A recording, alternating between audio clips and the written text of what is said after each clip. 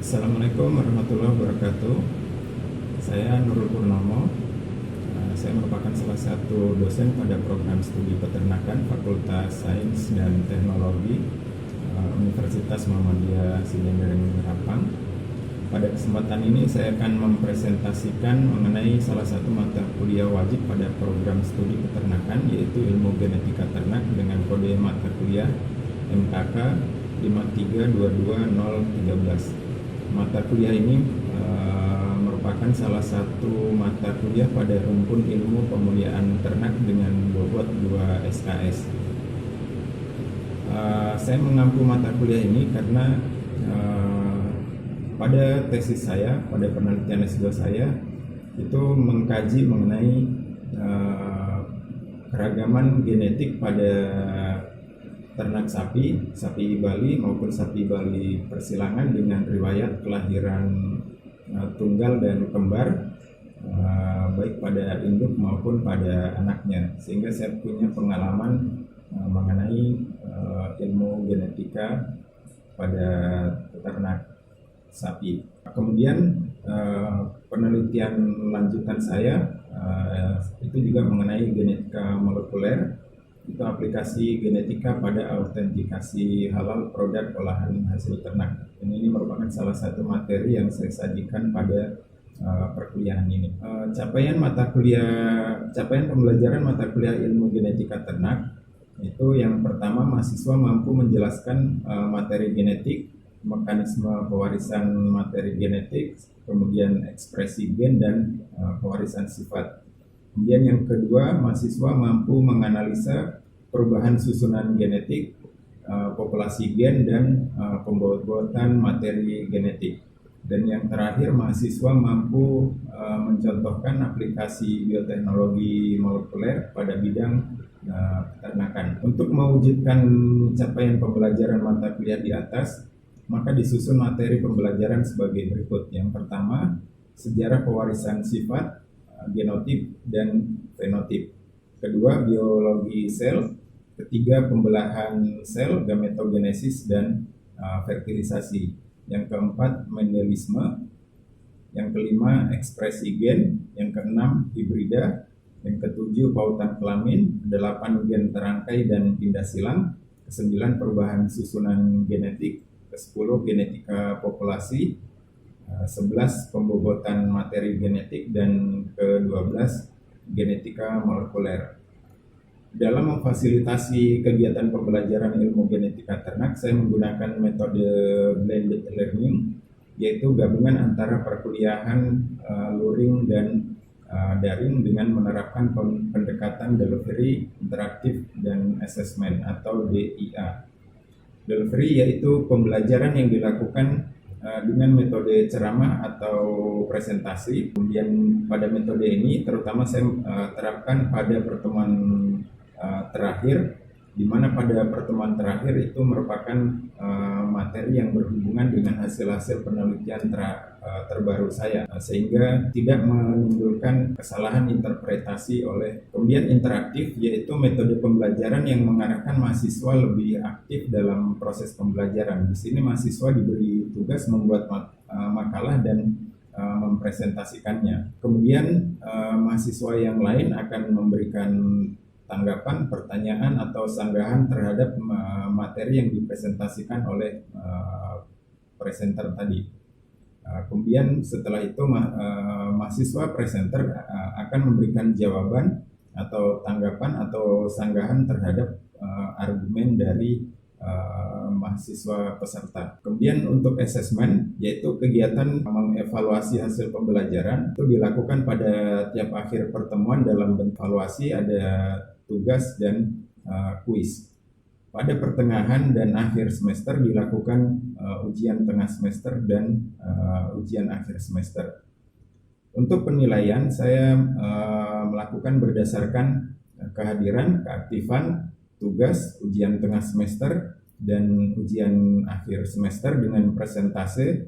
Kehadiran 5%, kemudian keaktifan 5%, tugas 50%, ujian tengah semester 20%, dan ujian akhir semester 20%. Hasil evaluasi akan saya sampaikan secara transparan untuk menghindari subjektivitas dalam penilaian kepada mahasiswa.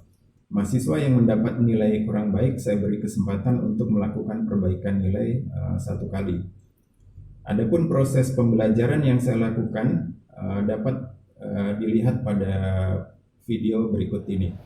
Baik, Assalamualaikum warahmatullahi wabarakatuh. Waalaikumsalam warahmatullahi wabarakatuh. Alhamdulillahirrahmanirrahim. Assalatu wassalamu ala asyrofil anbiya'i wal mursalin sayyidina wa maulana Muhammadin wa ala alihi washabihi ajmain.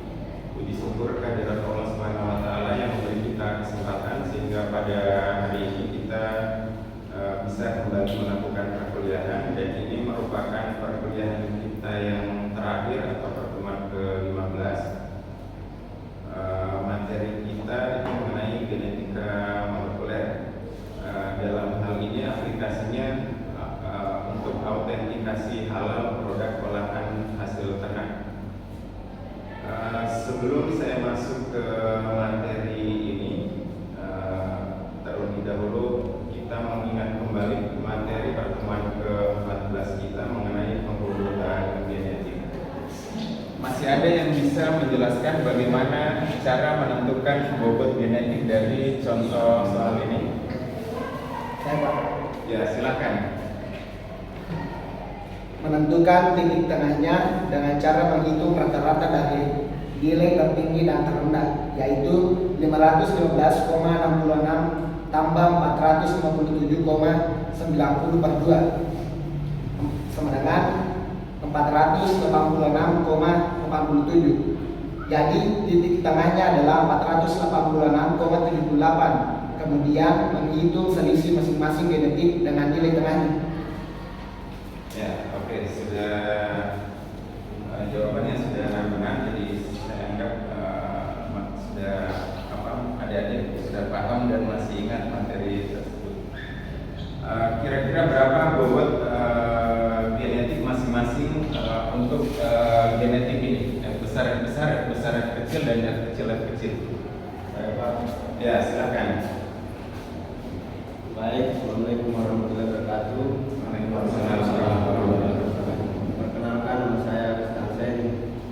Baik, bobot genetik ditentukan dengan menghitung selisih nilai masing-masing genetik dengan nilai tengah sehingga diperoleh bobot genetik FF atau A sama dengan 515,66 kurang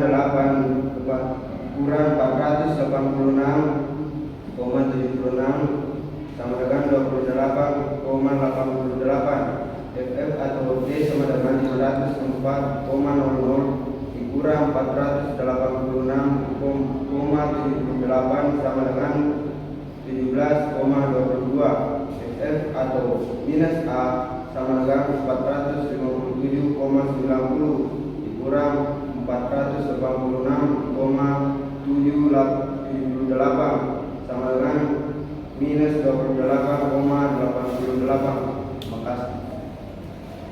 Ya, oke, jawabannya sudah benar. Jadi untuk materi pembobotan genetik pertemuan ke-14 saya anggap adik-adik sudah paham semua. Jadi sekarang kita masuk ke materi ke-15, yaitu genetika molekuler. Dalam aplikasinya untuk autentikasi halal produk olahan hasil ternak atau pemeriksaan kehalalan dari produk olahan hasil ternak. Tujuan dari pembelajaran ini diharapkan setelah kita mengikuti, setelah adik-adik mengikuti perkuliahan ini, mampu menjelaskan tentang aplikasi genetika molekuler di dalam peternakan, khususnya untuk autentikasi halal produk pendahuluan. Seperti yang adik-adik sudah pahami semua, bahwa produk utama peternakan itu ada daging, kemudian susu, kemudian telur, wool. Kemudian selain itu ada produk sampingnya seperti tulang, kemudian gelatin dan lain sebagainya. Kemudian ada kulit. Dan gelatin ini salah satu bahan untuk pembuatan kapsul. untuk keperluan medis. Kemudian sebagian produk peternakan yang diolah menjadi produk olahan hasil ternak, itu misalnya daging, itu diolah menjadi bakso, sosis, nugget, dan lain sebagainya. Kemudian susu itu diolah menjadi es krim, keju, mentega, dan lain sebagainya. Kemudian telur, ada abuan telur, kemudian tepung telur, dan lain sebagainya. Nah, sekarang timbul permasalahan. Kita berada di negara mayoritas Muslim, di mana mengkonsumsi makanan haram itu dilarang. Kemudian dari beberapa fakta di lapangan itu kita kadang menemukan ada UMKM atau sebut saja penjual bakso itu dituduh membuat baksonya itu dicampur daging babi. Kemudian ada juga kasus misalnya ada persaingan usaha, misalnya ada dua warung bakso yang bersaing, kemudian salah satu warung bakso itu menuduh warung yang lain itu misalnya menggunakan daging non halal untuk menjatuhkan warung saingannya tersebut. Nah, kira-kira bagaimana cara kita bisa membedakan antara bakso atau produk olahan peternakan lainnya, apakah bakso, daging, kemudian baik itu pada daging maupun pada produk olahannya. Nah, adik-adik masih ingat gambar ini? Ada yang bisa menjelaskan? Saya Pak. Ya, silakan. Jadi saya akan menjelaskan tentang gambar di atas tadi. Gambar di atas menjelaskan tentang setiap makhluk hidup tersusun atas sistem organ, jaringan, dan sel. Di dalam sel terdapat inti sel atau nukleus. Di dalam nukleus terdapat kromosom yang merupakan untai DNA double helix yang tersusun oleh urutan bangsa nukleotida yang berfungsi mengkode urutan urutas asam amino pada sintesis protein. Ya, terima kasih. Ya, jadi pada pertemuan awal saya sudah pernah menjelaskan tentang materi ini. Jadi semua makhluk hidup itu tersusun oleh sel. Kemudian di dalam sel itu ada inti sel atau nukleus. Nah, di dalam nukleus itu ada kromosom. Nah, kromosom ini tersusun oleh untaian DNA double helix yang mengkode yang tersusun dari basa nukleotida yang mengkode penyusunan protein.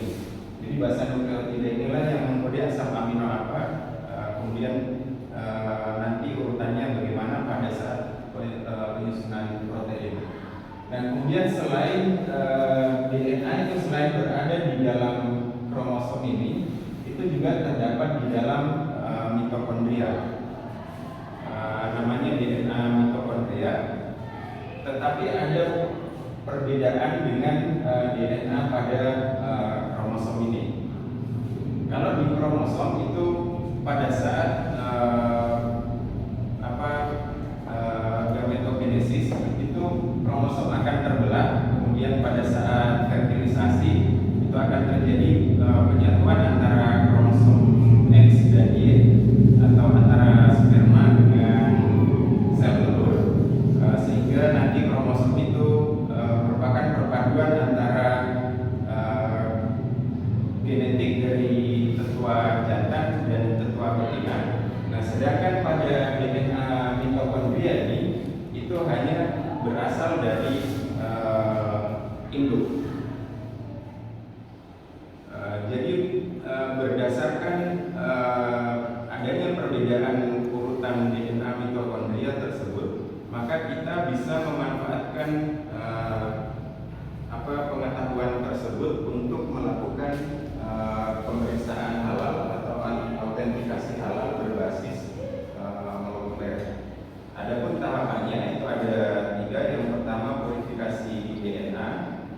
bisa dari daging, bakso, maupun sosis atau olahan yang lainnya.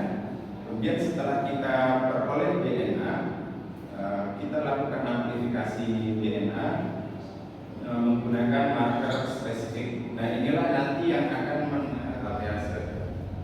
Kemudian presipitasi DNA dengan alkohol, biasanya menggunakan etanol atau isopropanol yang dingin, karena DNA tidak larut dalam alkohol.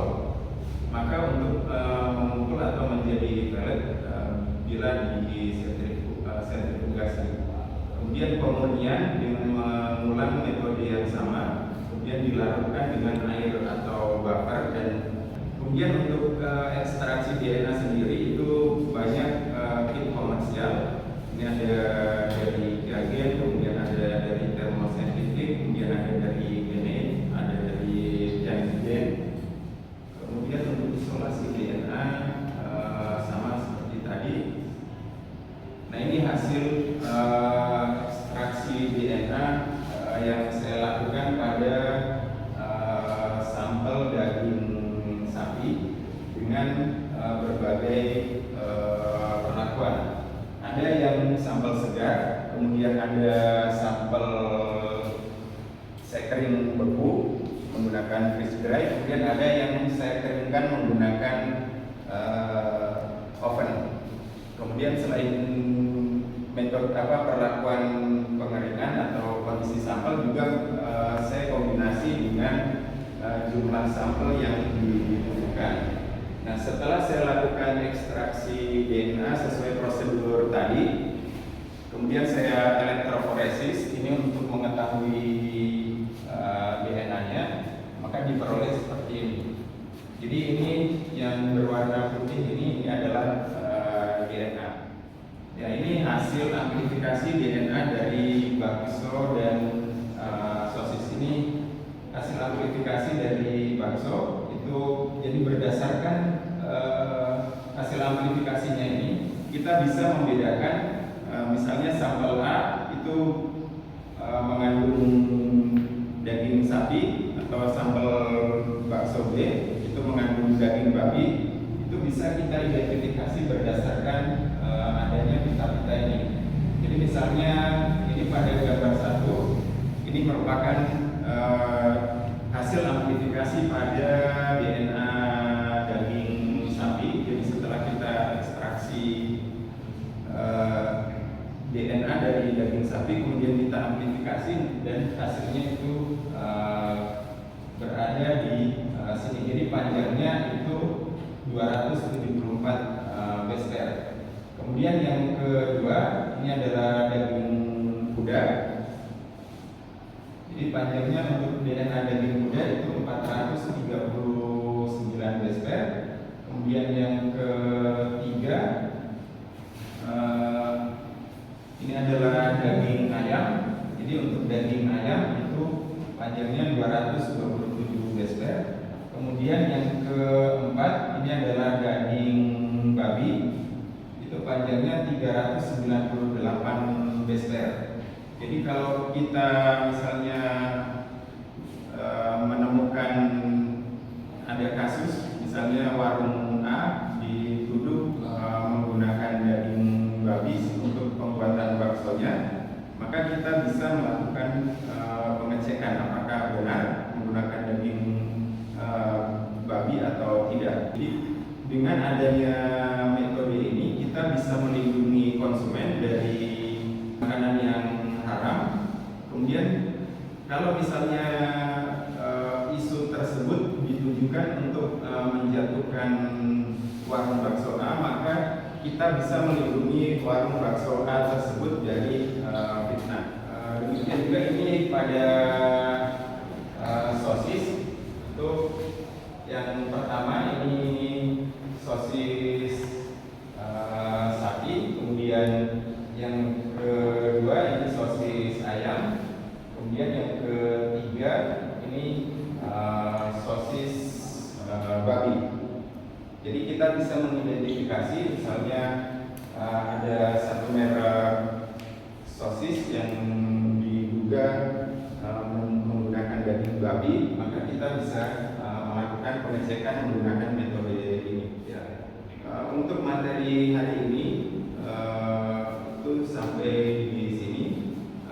Barangkali ada yang mau ditanyakan, silakan. Ya, silakan. Pada gambar 1 tadi bisa dijelaskan bagaimana masuknya, Pak? Gambar 1. Oke, ini gambar 1 ya. Pada gambar ini tadi kan kita melakukan ekstraksi DNA. Nah, DNA itu kan tidak bisa kita lihat secara kasat mata karena ukurannya yang sangat kecil. Nah, salah satu metode untuk memeriksa DNA itu menggunakan gel elektroforesis seperti ini.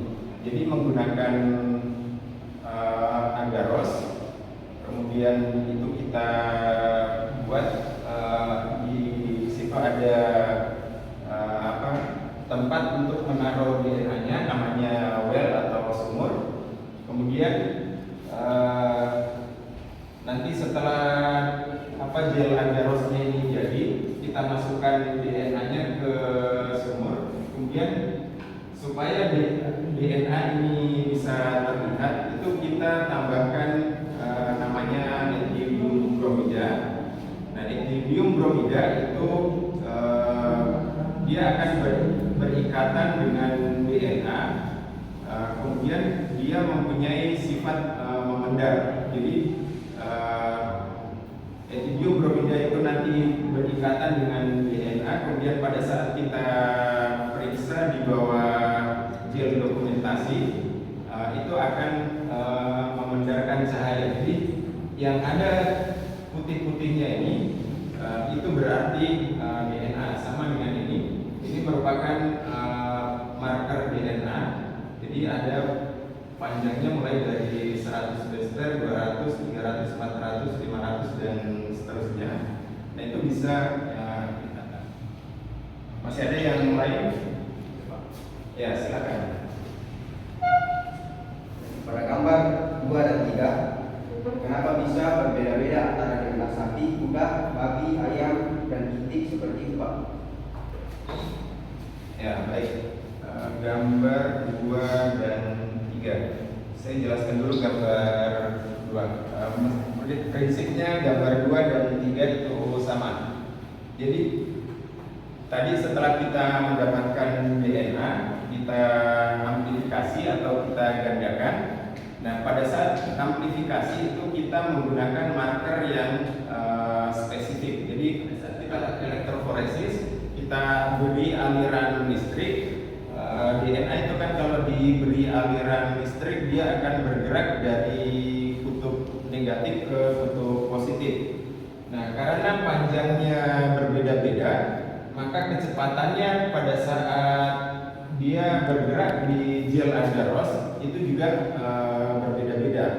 Kalau saya buat analogi, misalnya orang yang badannya kecil dengan orang yang badannya besar, pada saat jalan di lorong yang sempit, itu pasti yang kecil itu lebih cepat sampai dengan energi yang sama. Demikian juga pada DNA.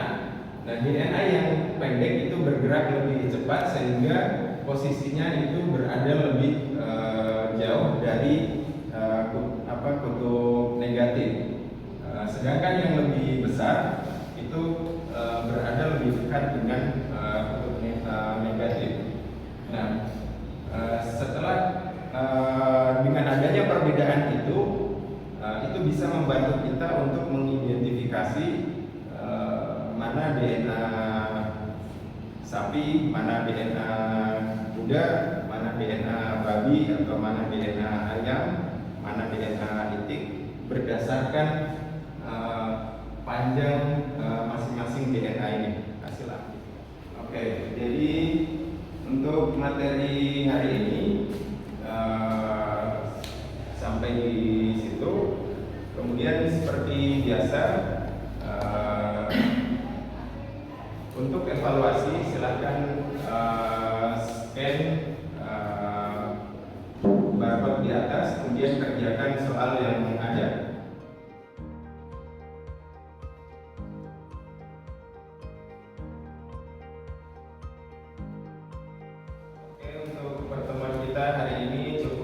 sekian, saya ucapkan terima kasih. Assalamualaikum warahmatullahi wabarakatuh.